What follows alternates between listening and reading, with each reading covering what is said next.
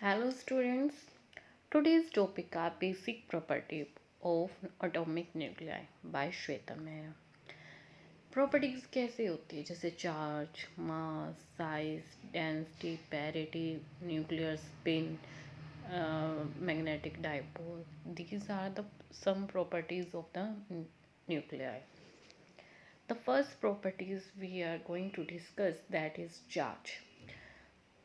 Nucleus, we know that nucleus consists of proton, neutron. Okay, only nucleus is consists of proton and neutron. We know that the proton are positive charge and neutron are neutral particle. Okay, the combination of positive charge and the neutral particle would definitely form a positive charge particle. If someone has only plus positive charge and other have no charge, then we combine the both the terms. What we got, that we got the positive charge. Okay, so nucleus has net positive charge and the magnitude of the charge of nucleus is equal to the number of proton present in it. Okay, this is called charge. Now second term is the mass.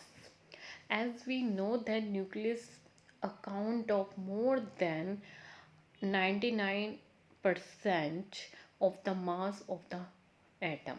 The nucleus contain almost 100% mass. ठीक है, electron not have say enough mass to contain to the 1%, but it's a small part. The electron can contain the mass, but nucleus have almost 100%, almost 100% mass contain. Okay, so nuclear mass is determined by measure of ratio of its charge to mass by mass spectrometer with the help of nuclear reaction energy. मतलब जब भी हम nuclear reaction energy करते हैं हम determine करते हैं मास को. ठीक है, in ratio of charge to the mass. ठीक है, it always comes out the very close to the integer denoted by a. We consider capital A as a mass. ठीक है, we denoted by a by mass. ठीक है, atomic mass. Okay, we say AMU. ठीक है, one atomic unit we call, sorry, one atomic mass unit which are contained 10 raised to power minus 3, and here is the n is the Avogadro number. N is here Avogadro number. We know that Avogadro number is 6.023 10 raised to power 23 है यहाँ पे by mistake. ठीक है, 10 raised to power 23 है यहाँ पे. ठीक है, after putting this value what we got, one atomic mass unit is equal to 931.4 mega electron volt. Okay, A is a mass number and is the Avogadro number. The mass of a carbon atom was found to be equal to the 12 atomic mass unit. Okay, when we do practically, then we show the equation, the how, then mass is equal to Z mass of proton and mass of neutron. ठीक है, m और pn क्या है, मास of proton and neutron. ठीक है, तो ये हमारा कंसिस्ट करता है न्यूक्लियर मास को. ठीक है, now we move to the size. Size of the, size क्या है उसका न्यूक्लियस का. It was possible to obtain the size of nucleus through the Rutherford experiment. हमने रदरफोर्ड एक्सपेरिमेंट किया था, मैं एक्सप्लेन कर चुकी हूँ कई बार। तो उसमें क्या था कि through the experiment we can calculate the size of the nucleus by obtaining the point of closest approach of alpha particle. Alpha particle की क्लोजेस्ट अप्रोच से हमें उसका क्या पता लग रहा था कि साइज उसकी रेडियस से, मतलब जहाँ पे उसकी रेडियस है वहाँ तक उसको वो अल्फा जो पार्टिकल है वहाँ से रिपेल होके कैसे वापस आ रहा है, तो that is the closest approach.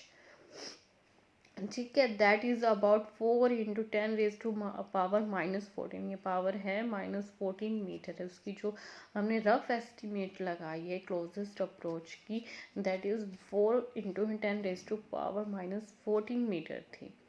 Since the repulsive force act here is coulomb repulsion, of course alpha particle have positive charge and nucleus also have positive charge, that the force generated is called the coulomb force, that is repulsion। ठीक है, there is a no contact, this means the size of nucleus is smaller than 4 × 10⁻⁻14 meter। okay, the Rutherford time the large number of experiments were performed to find the radius of the nucleus. These experiment shows that the volume of the nucleus is directly proportional to the number of nucleons in the given nucleus। ठीक है, मतलब directly proportional है किसके, 4/3 pi sorry capital है R cube is equal to, sorry directly proportional to the A. इसका मतलब यही है कि जो हमारा वॉल्यूम है न्यूक्लियस का, हम जब हमारा वी नो दैट वो सर्कल में है, स्फीयर है हमारी न्यूक्लियस, तो उसका वॉल्यूम क्या होता है 4/3 पाई आर क्यूब। ठीक है, किसके डायरेक्टली प्रोपोर्शनल है, mass number which we are concluding A.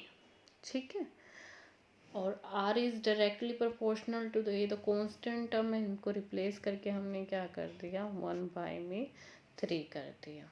ठीक है, तो हमारी r की वैल्यू क्या निकल के आई, r is equal to r0, ये r0 है, तो ये मिस्टेक्स हो गई है यहाँ पे।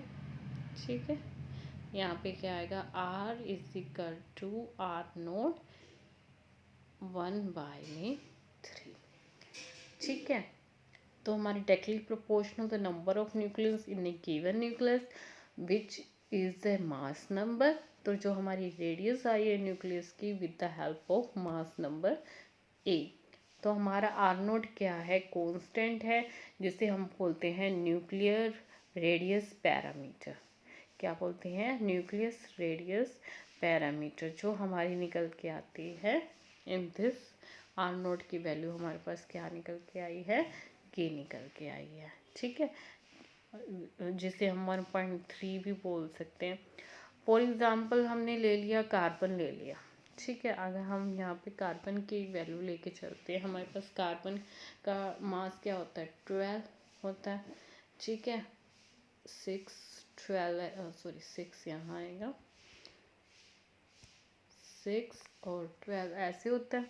ठीक है, यहाँ पे पुट करेंगे फार्मूले में, इस फार्मूले में ये पावर में है 1/3। ओके, तो क्या करेंगे हम, हमारी वैल्यू कितनी निकल के आई है, मान लो हमारी r की वैल्यू निकल के आई है 1.2, जो हमने करी है नियर अबाउट 1/2 भी हो सकती है, 1/3 भी हो सकती है। ठीक है, तो हमने मान ली 1.3 है नियर अबाउट, मास नंबर क्या हुआ 12, 1/3, जिसको सोल्व करने पे आएगा 3 फर्मी। ठीक है, that's all about the size. ठीक है, now density, we discuss the density. Nuclear density is of a typical nucleus can be approximately calculated from the size of the nucleus। ठीक है, हम साइज से न्यूक्लियस से बता सकते हैं उसकी रेडियस क्या है, सॉरी उसकी डेंसिटी क्या है। which itself can be approximately based on the number of proton and neutron. हमारा पता है साइज किस पे बेस होगा, प्रोटॉन और न्यूट्रॉन पे. The radius of typical nucleus in terms of number of nucleons, where is the mass number, and is 1.25 per me, with the typical deviation is up to 0.2 from this value. The density of the nucleus, हम ये बाद में करेंगे अभी कि कैसे है. जो हमारी डेंसिटी है, total mass of the atom being considerated at the concentrated into the nucleus. As we know, the density of the nucleus is found to be enormously high, of the order at 10 raised to power 17 kilogram per meter. जो उसकी क्या है, ये हमारी काफ़ी high order में उसकी क्या है, डेंसिटी निकलती है. The density of nuclei of all at the element is very nearly the same. मतलब जितने भी एलिमेंट हैं उनकी जो डेंसिटी होती है वो क्या होती है, नियरली द सेम रहती है. कुछ स्कैटरिंग एक्सपेरिमेंट्स से, जैसे रेडियस ऑफ ऑक्सीजन है, तो उससे हम कैसे निकालेंगे डेंसिटी ऑफ ऑक्सीजन. उससे जैसे ये है, mass of oxygen nucleus, volume of the oxygen nucleus. ठीक है, मास ऑफ द ऑक्सीजन न्यूक्लियस क्या है, 2.7 इंटू 10 रेज टू पावर -26 है. ये क्या हुआ, मास हो गया. ठीक है, वॉल्यूम कैसे होता है, 4 पाई बाय में 3.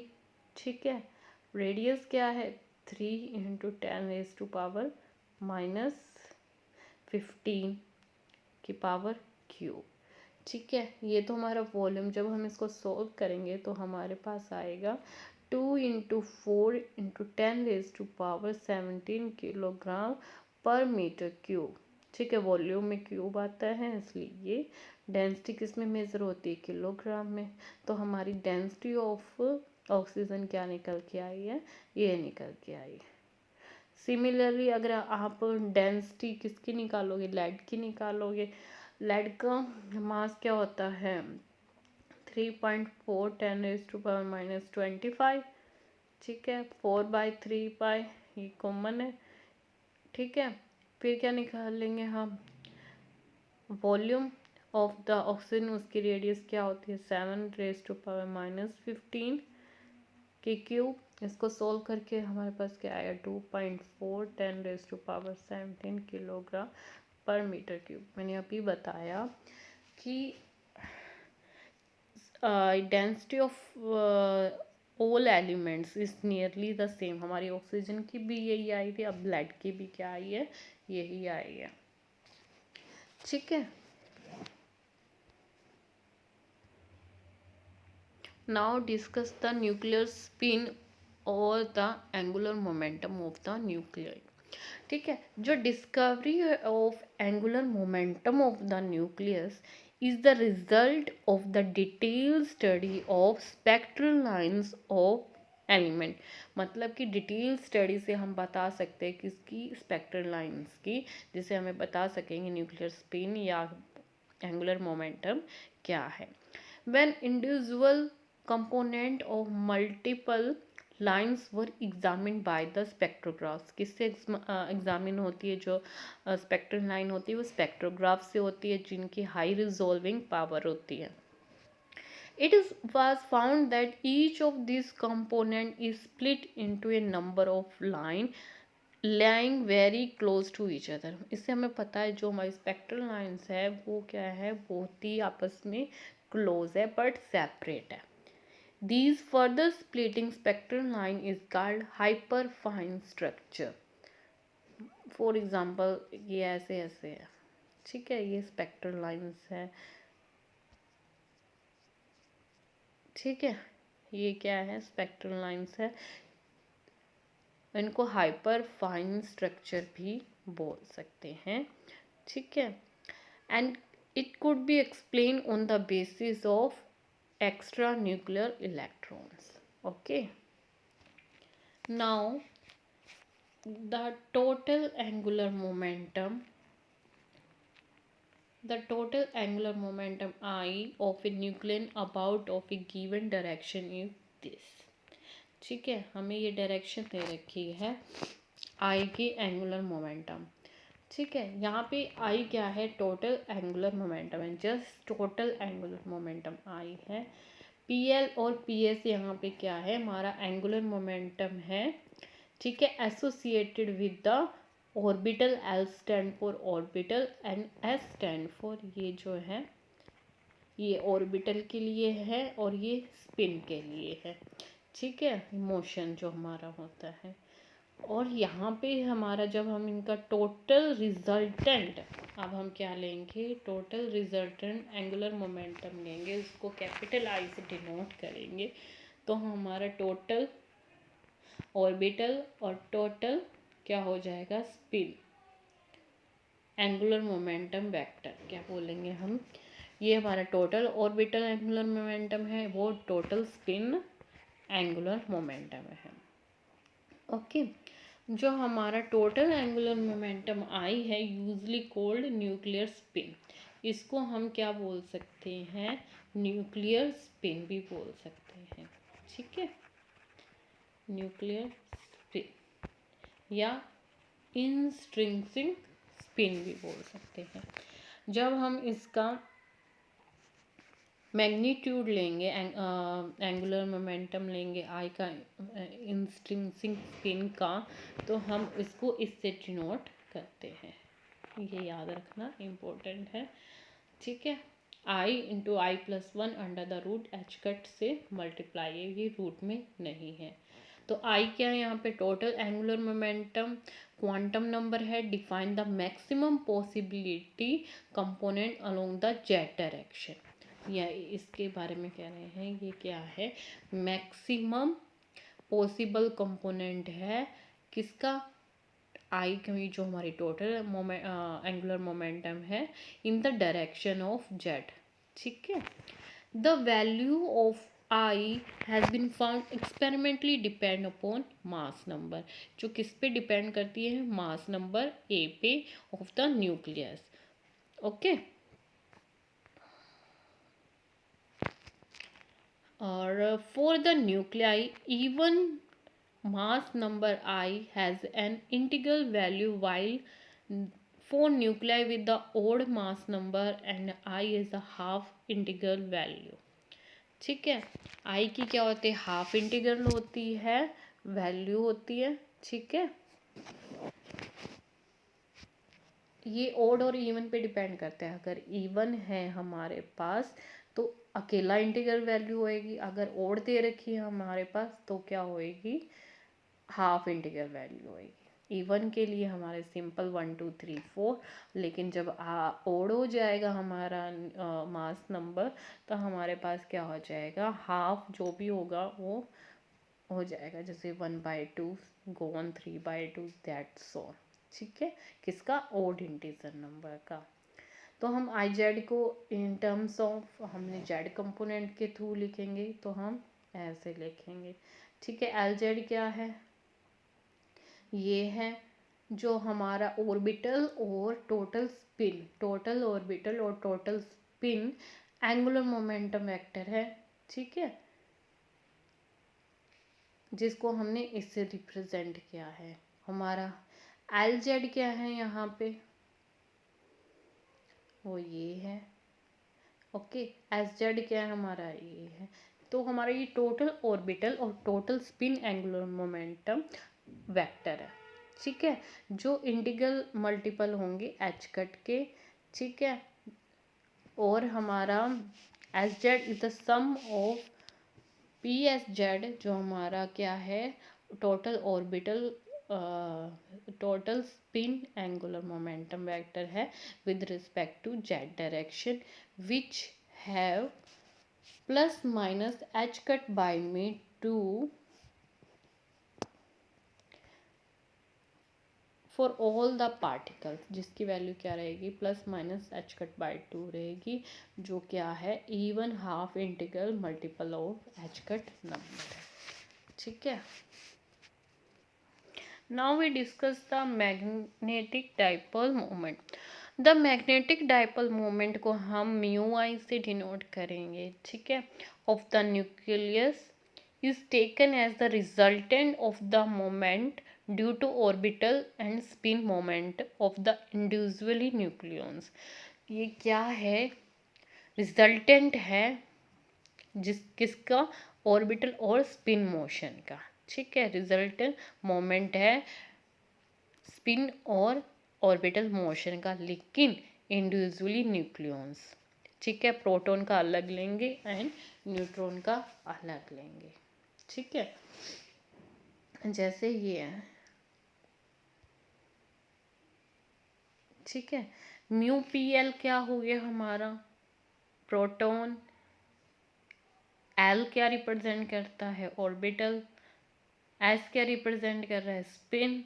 बट न्यूट्रॉन का ओनली क्या होगा? स्पिन होगा। जो हमारी ये फर्स्ट टर्म रिप्रेजेंट ये हमारी जो फर्स्ट रिप्रेजेंट कर रही है म्यू पी एल, ये हमारी क्या रिप्रेजेंट कर रही है? Orbital magnet moment of the proton. Second term हमारी क्या रिप्रेजेंट कर रही है? Resultant off spin magnetic moment. And last third term हमारी जो म्यू एन एस है वो क्या रिप्रेजेंट कर रही है? Sum of intrinsic moment of all the neutrons. इसमें क्या है? No contribution of magnetic moment of the nucleus comes from the orbital motion of neutrons. मतलब कि इसके अंदर क्या हो रहा है? अभी कंट्रीब्यूशन नहीं हो रहा है न्यूट्रॉन्स का, ठीक है। मैग्नेटिक मोमेंट में कोई भी कंट्रीब्यूशन नहीं हो रहा, किसमें? ऑर्बिटल मोशन में, यानी ओनली इंट्रिंसिक कर रहा है वो, म्यू एन पी नहीं कर रहा, मीन्स उसका कोई भी ऑर्बिटल मोशन कंट्रीब्यूट नहीं कर रहा न्यूक्लियस में। तो इसकी वैल्यू क्या हो जाएगी? जी एल, यानी हमारी क्या हो जाएगी? 0। सो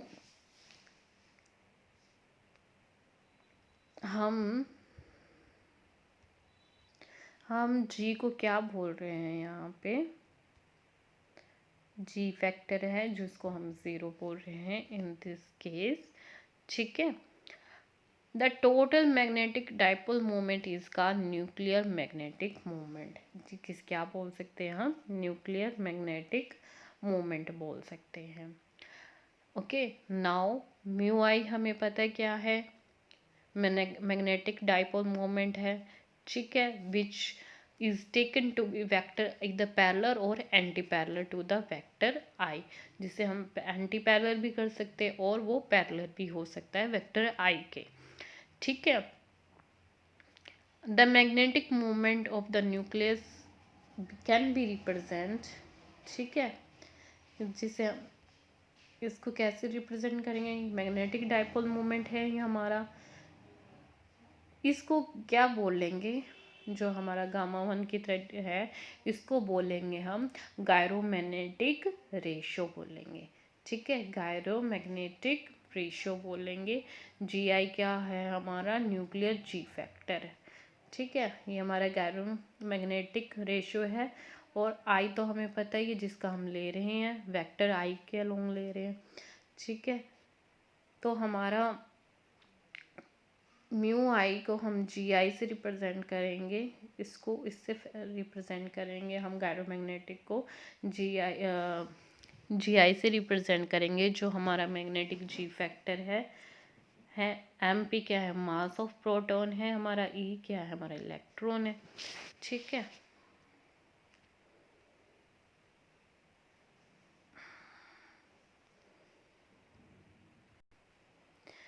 अब हम फर्दर सॉल्व कर लेंगे। जो हमने यहाँ तक तो हमने बता ही दिया आपको क्या है, मास ऑफ प्रोटॉन है, ठीक है। जी आई क्या है? हमारा जी फैक्टर है। अब हम क्या निकालेंगे? मैग्नीट्यूड निकाल लेंगे, ठीक है। हाँ मैंने आपको बताया था ये है, हमने आई की जगह पे हमने उसका मैग्नीट्यूड कर दिया, ये पूरा उसका मैग्नीट्यूड ड्रॉ कर दिया। अब इसकी वैल्यू को हमने क्या लिख दिया है? म्यू एन, जो हमारा न्यूक्लियर मैग्नेटोन है, ठीक है। इसको क्या बोलेंगे? न्यूक्लियर मैग्नेटोन, ठीक है। अब वैल्यू क्या करनी है, हमने इसकी वैल्यू हमने पुट करनी है। ई की वैल्यू क्या, इलेक्ट्रॉन, एच कट की value this, to as it is, mass of proton solve करेंगे, हमारे पास ये आ जाएगा।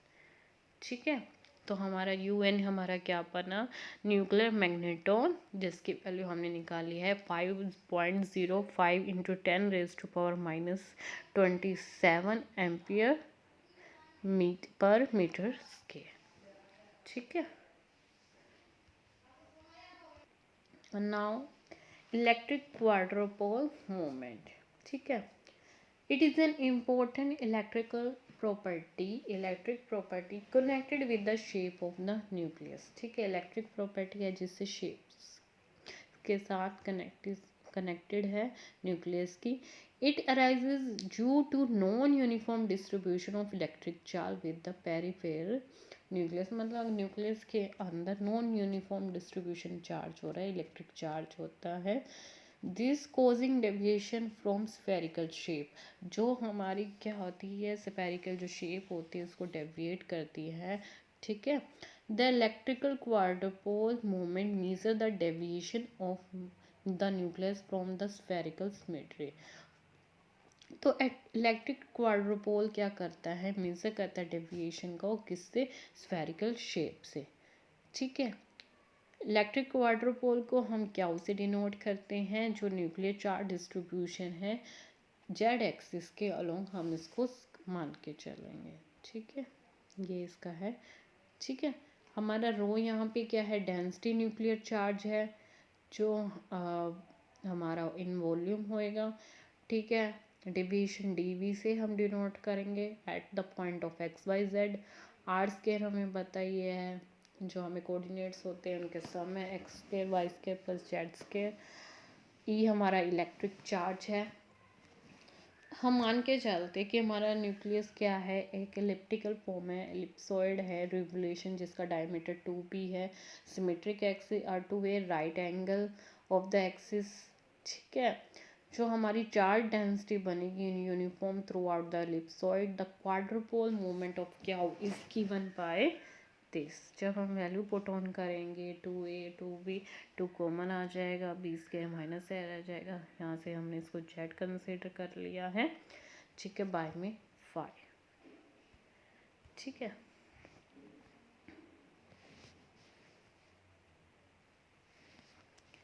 z यहाँ पे क्या है, हमारा एटॉमिक नंबर है। अगर हमारा सिंपल शेप पे ध्यान दो, अगर हमारा क्वाड्रुपोल मूवमेंट जो हमारा Q है अगर वो ज़ीरो है, तो हमें पता है कि ज़ीरो कब होएगा, जब A और B क्या हो जाएंगे, दोनों इक्वल हो जाएंगे। ठीक है, A square minus B square क्या हो जाएगा, ज़ीरो हो जाएगा ना।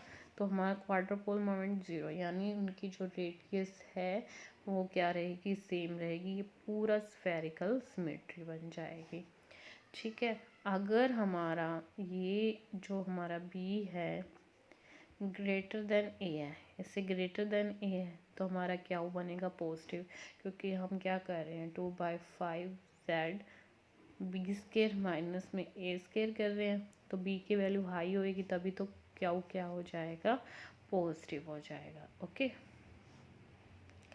अब हमारा क्या है, ई ज़्यादा है और बी क्या है, कम है, तो हमारा बी स्केयर माइनस ए स्केयर है ना, यहाँ पे जेड के अलोंग, तो हमारा ए की वैल्यू ज़्यादा आ रही है, तो क्या की वैल्यू क्या हो जाएगी, नेगेटिव हो जाएगी।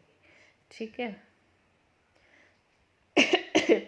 तो इसको जब पॉजिटिव होएगी तो हमारी शेप बनेगी प्रोटेट, और जब हमारा नेगेटिव होएगा तो ऑब्लेट बनेगी। ठीक है, इसको बार्न में हम मेज़र करते हैं, 1 बार्न की वैल्यू होती है 10⁻⁻28 मीटर्स के। मैग्नीट्यूड डिपेंड करता है size of the nucleus, size क्या है, दूसरा extent of deviation from spherical symmetry, and third is the magnitude of charge ZE। ठीक है, तो ये था हमारा quadrupole, electric quadrupole movement. Then is the statistics.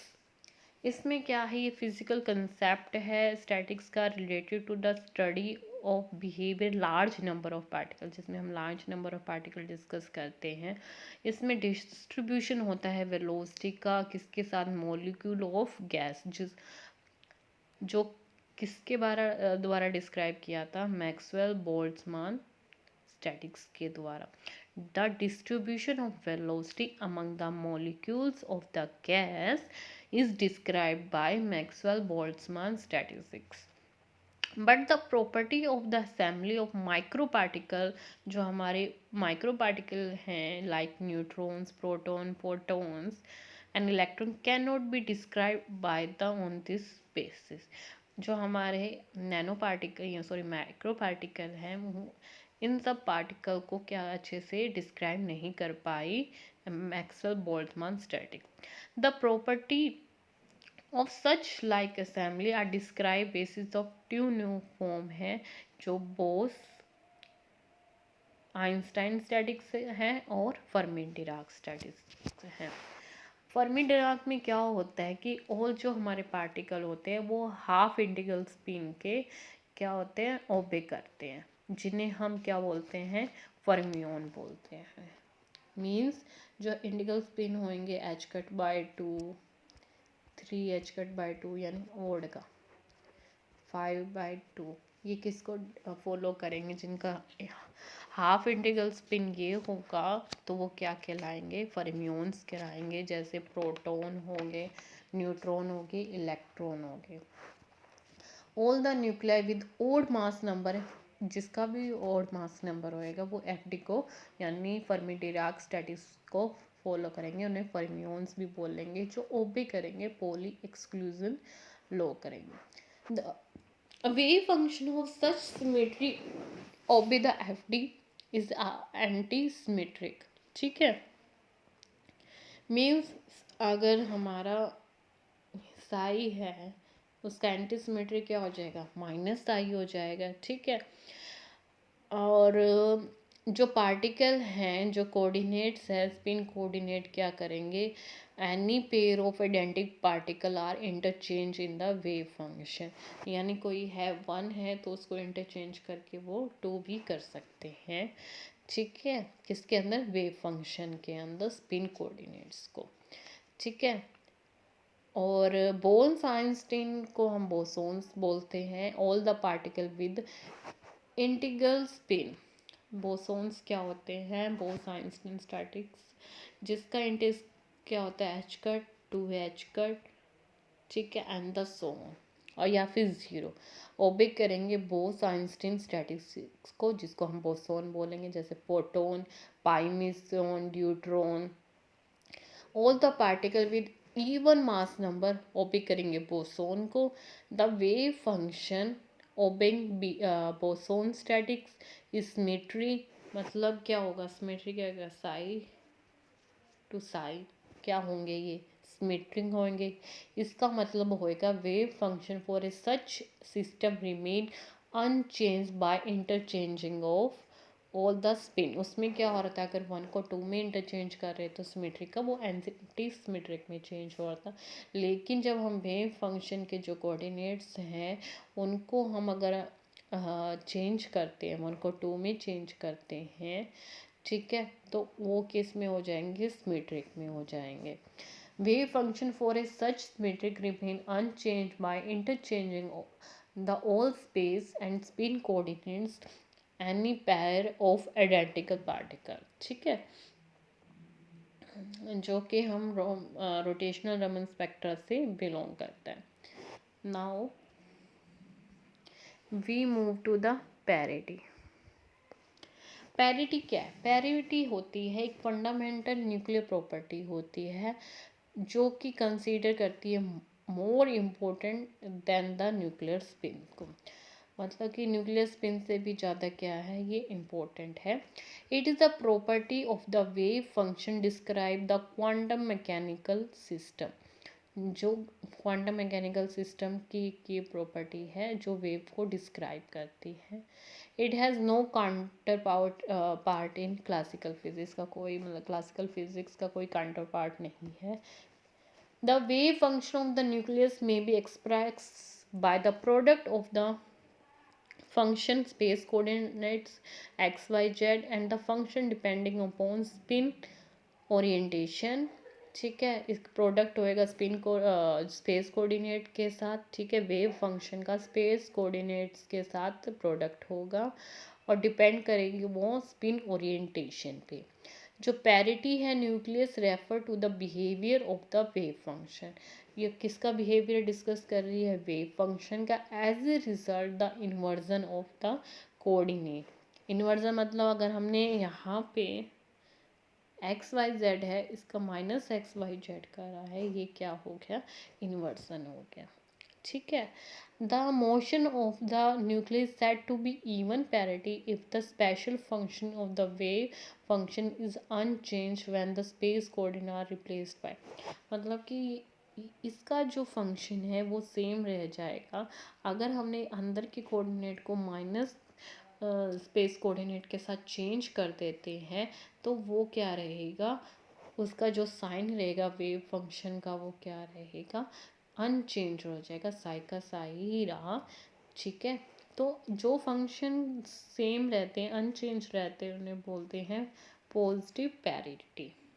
अगर यहाँ पे उसके माइनस के साथ इसको रिप्रेजेंट कर दिया, ये टाइप का रिफ्लेक्शन चेंज हो गया साइन में, तो प्लस का माइनस हो गया, तो ये क्या कहलाएगा? Odd parity.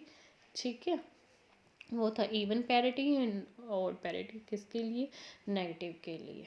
ठीक है, तो इन जनरल हम इसको ऐसे डिनोट करेंगे। ठीक है, ये प्लस भी हो सकता है, माइनस भी हो सकता है। ठीक है, P is equal two plus minus one हो सकता है, जो हमने प्लस पॉजिटिव के लिए, जो हमारी इवन है, नेगेटिव हमारी ओड के लिए है। P can be taken as the quantum number and the property defined by its called parity of the system. ठीक है, क्वांटम नंबर्स की हम करते हैं और ये प्रॉपर्टी को हम क्या बोल लेंगे? Parity of the system. Okay, और जैसे हाइड्रोजन है उसको हम क्या लेंगे? Is found to be related to the orbital quantum number L and is given by this। ठीक है, L यहाँ पे क्या है? A1 psi doesn't change the spin, the parity is the positive or even। If L is odd then psi does change the sign। ठीक है, अगर L है, अगर वो उसका साइन चेंज कर देती तो पैरिटी क्या हो जाएगी? नेगेटिव और ओड हो जाएगी। ठीक है, अगर वो साइन चेंज हो जाता है तो वो पॉजिटिव हो जाएगा। अगर हम यहाँ पे ओड लेंगे, ठीक है, यहाँ पे हमने एल की वैल्यू वन ले ली तो माइनस वन ही रह जाएगा, या थ्री ले लेते हैं तो भी वो माइनस वन रह जाएगा, तो वो नेगेटिव रहेगा और ओड रहेगा। किसकी कर सकते हैं? Proton, neutron, neutrino. ठीक है, एंटी पाइमिसोन। ठीक है, this kind of the parity is called odd parity. किसकी ओड पैरिटी होएगी? इन सच सिस्टम लाइक जो इसका एंटी न्यूट्रॉन है, इनकी हमारी क्या होएगी? नेगेटिव होएगी। इवन की हमारी जैसे न्यूट्रोनो में पाइमेसोन की पॉजिटिव है। ठीक है, और अब हम लास्ट प्रॉपर्टी डिस्कस करने जा रहे हैं,